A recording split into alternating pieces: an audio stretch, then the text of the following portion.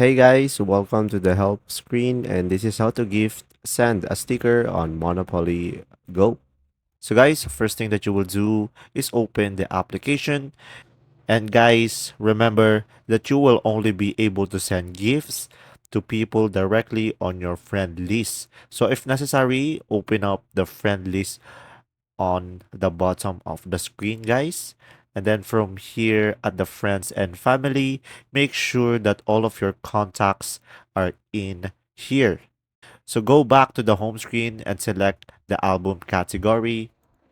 And from here, guys, you should be able to select a duplicate of your sticker, so a friend. And when you click on a sticker that have a duplicate, you will have an option to send a sticker and give them that sticker as a gift. And as of now, I don't have a duplicate with me, so I don't have that option yet. But guys, if you do, you'll be able to see here an option send to a friend. And there you go. If this video was helpful, please like and subscribe, and thanks for watching. See ya.